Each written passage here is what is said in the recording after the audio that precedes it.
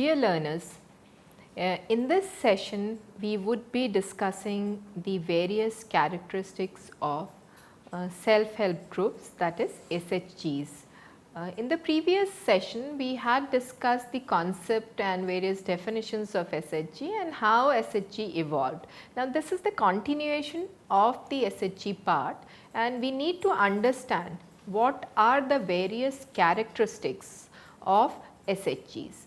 Now if we see the whole concept of SHG, we will just go or scan through the features of SHG existing, and then we will just cull out some basic common characteristics of SHGs and discuss them. Now if we just move further and describe the features of SHG, as discussed earlier also, it is usually of small size and the access is limited to 20 members per group. Now the reason for this is that if the group is large, the managing that particular group would be very difficult. So the concept of SHG arose by keeping the limit of the size of the group to 20 members. Now if it increases that size, then it turns out into cooperatives. Then again it is homogeneity in terms of socio-economic conditions and the levels of living. The living standards of the members of the group usually is similar in nature. It is not that somebody who is very highly skilled, highly educated and financially strong is one member, and somebody who is very poor is one member. So homogeneity needs to be maintained, and it is in terms of socio-economic backgrounds. The other part is the periodic meetings on the weekly or fortnightly basis, and the other part is inculcating the habit of thrift. That means inculcating the habit of saving or inculcating the habit of taking out some money and depositing it for the benefit of themselves. Generation of common fund, and that is through contributing regularly in equal savings from members. Lending or providing loan to the members. So these are some of the characteristics which I will just read out, and then we will discuss the major ones and what are the major SHG characteristics.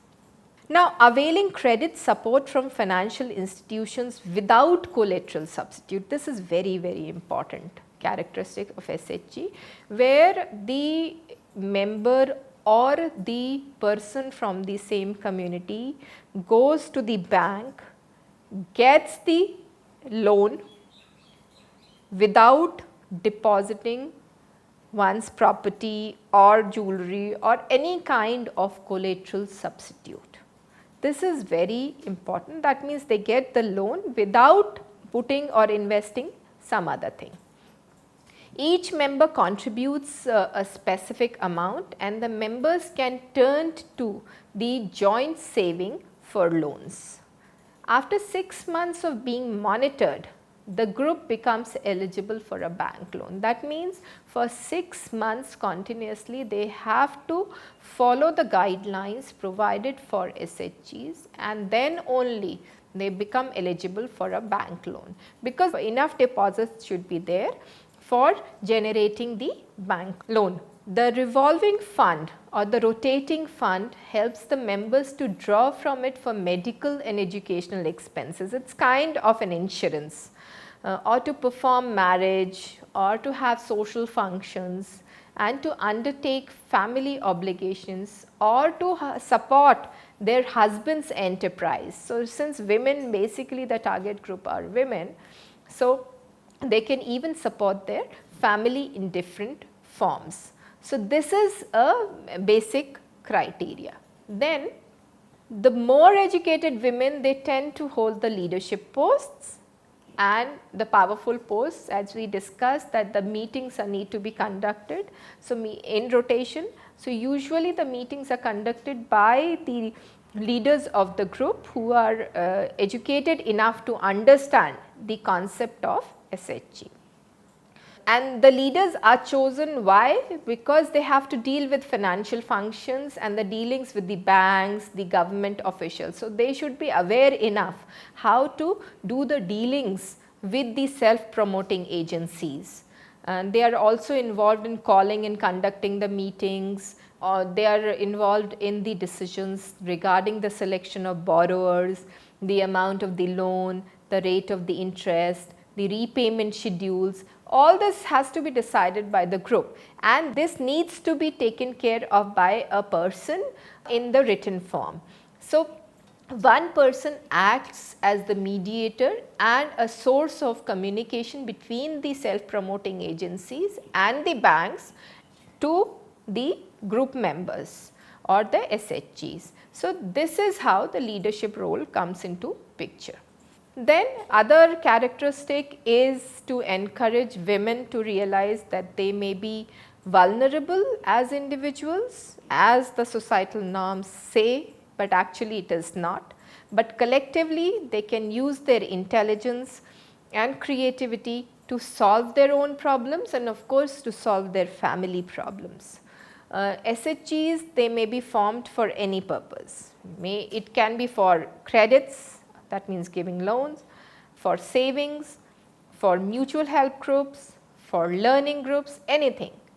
An external facilitator may facilitate the formation of the group, but the group is controlled by its members. The goals of the SHG need to be very, very clear and to arise out of the aspiration of its members and should be known to all members. That means the objective of SHG should be known to all members. In this case, this is very important to note that each and every member of the group must be active enough to participate in the deliberations of the SHG meetings. If some people are not able to participate, they need to the 6-month bracket is given just to make them aware about the things happening and how the things will be dealt. So, the awareness is created, the savings is created, and then they become eligible for loan and forming the whole group. So, the SHG is better sustained if all its members have contributed to its formation in some way. As I said, they need to be active in one way or the other. SHGs are dynamic in nature. Their composition may change because, as we discussed in the concept, the member leader is chosen on rotation. So, the composition changes and their lifespan is as long as the members they feel the need to persist. Now, if the members they become economically stable, they become financially stable and they can generate income on their own without the help of the group, then the composition of the group is or the composition of group tend to change. So, this is what is dynamic in nature. Intra-group conflicts may reduce the cohesion of the group. This is again very important because we as human beings have different views, we have arguments and we have our own egos. So, this may result in dissolution of group or this may result in conflicts. So, usually it does not happen, but this may arise. So, this is another feature. This is related to the dynamic nature of SHG, where the composition changes. It may change because of the group conflict. Ownership of a group by the members. This is the self ownership is there by the members. They collectively break the socio-cultural barriers and mutually help the foundation of the groups. Now, SHG is a forum it is a platform for collective learning. It is for inter-agency dialogue. Inter-agency dialogue means they communicate with the self-promoting agencies also and they develop a kind of cooperation. It is a cost-effective model and a proper financial delivery mechanism where financial inclusion is involved.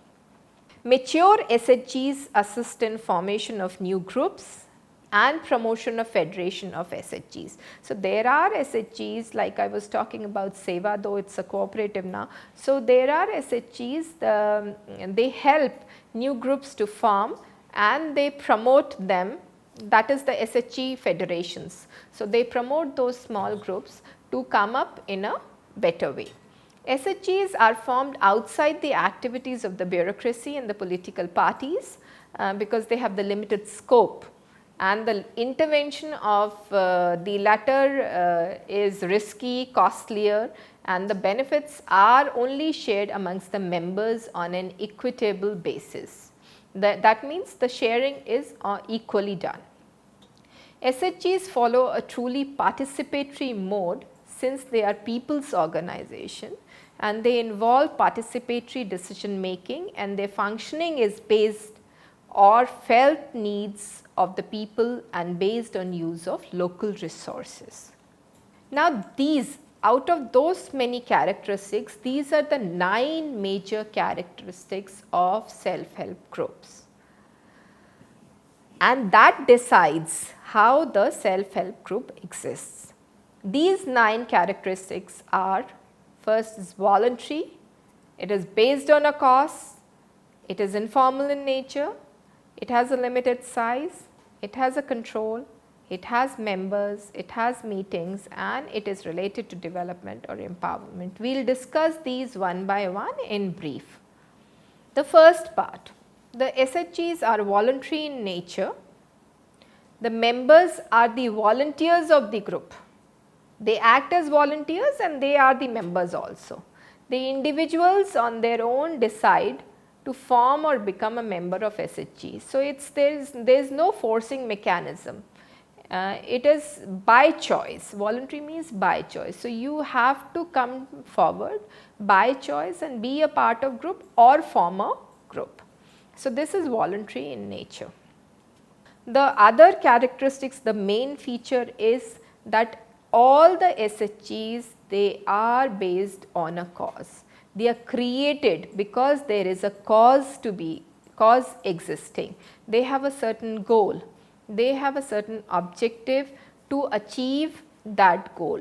So, they are formed for resolving a particular issue or a specific issue or a cause. The cause is limited to lives of the group members, usually they are the financial causes. But there can be, as I discussed earlier, there can be the social causes also, like literacy, health and environment. The members, they do attempt to resolve the cause through mutual support. The third major aspect of SHG is that they are informal in nature. There is no formal mechanism to register them or to call them as an organized form. So, they are informal nature. So, groups are informal in nature, and that is one of the reasons for it being dynamic in nature. Such groups, they are run by individuals for helping themselves. It is self-empowerment. No registration is required for their formation. However, registration is required for linking with the government schemes. Now, if you want to link with the government schemes, then in that case the registration is required, but still the nature is informal. The fourth major characteristic is the size. The groups are generally small in size. The single group comprises of say 10 to 20 members at the most. Large groups can create problems in participation of all members, so that is why the group is limited.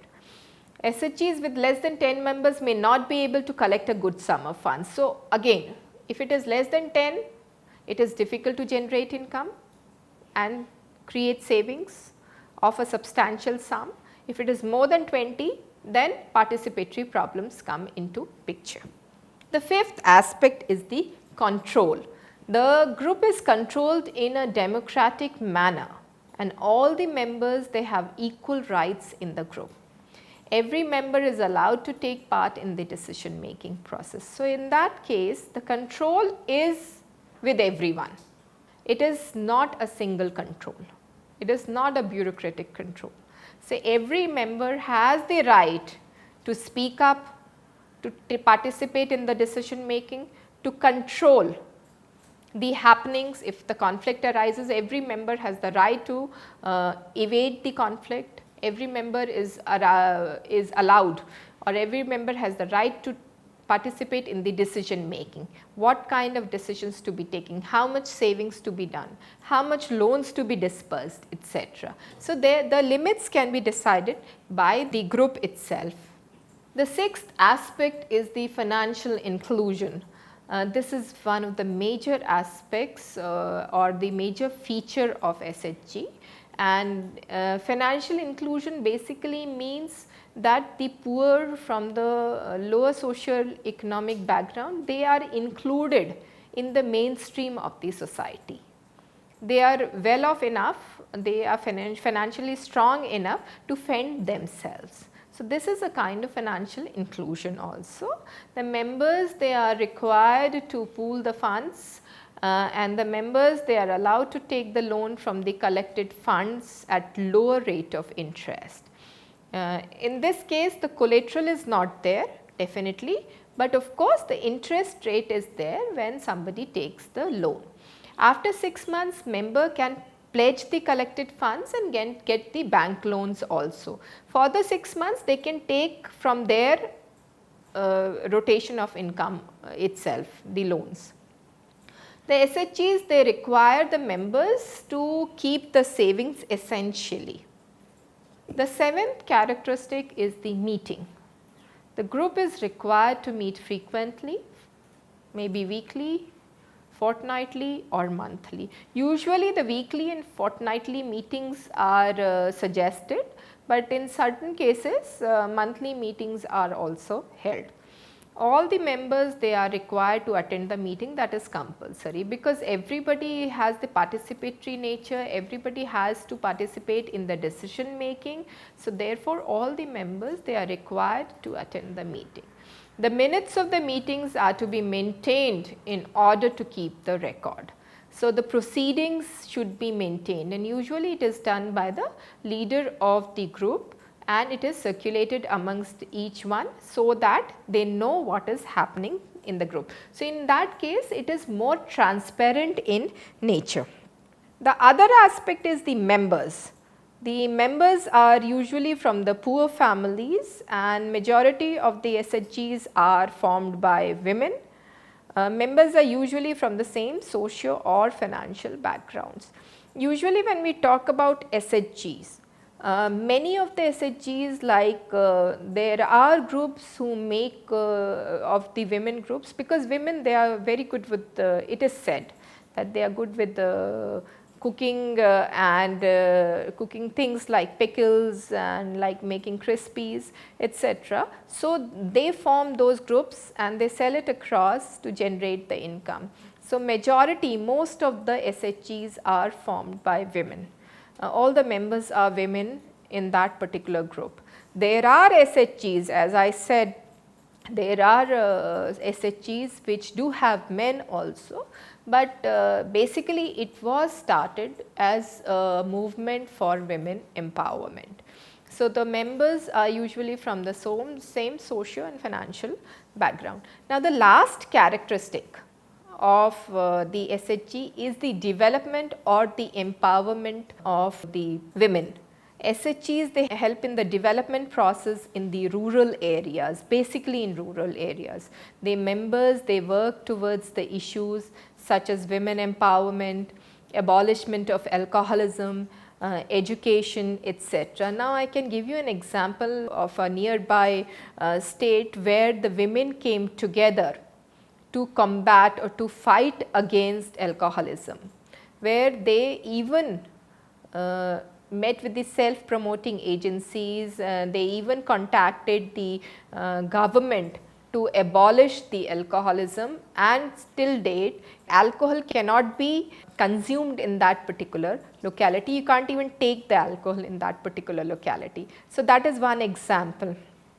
Then women empowerment is in different forms. Women empowerment does not mean that the women goes outside, works and fends the family, etc. The women empowerment means that women is confident enough of herself to and is confident enough of her skills to generate income, to help the family, to provide education to her children.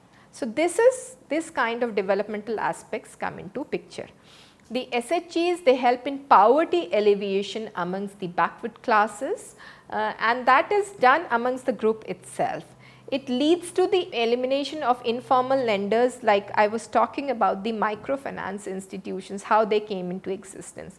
There are informal lenders in villages where they exploit the poor and they charge lot of interest, and since the poor, they are not literate enough to understand what is happening. So, the informal lenders, they exploit them to an extent. The SHGs then help these villagers to eliminate the informal lenders and provide them the formal loan process. So, these are the 9 characteristics of SHGs, and to sum up, we would just go, we can say that SHGs have been following many guidelines, have been combating major crises, but the 9 main characteristics formulate the other characteristics which are built on these 9 characteristics. And to summarize, these 9 characteristics are, they are voluntary in nature, they exist for a cause, they are informal in nature, they have a specific size, they have a self control, they provide financial inclusion, they have a specific meeting modes, and they have members in them, and they believe in the development and the empowerment of the target group, basically the women. Thank you so much.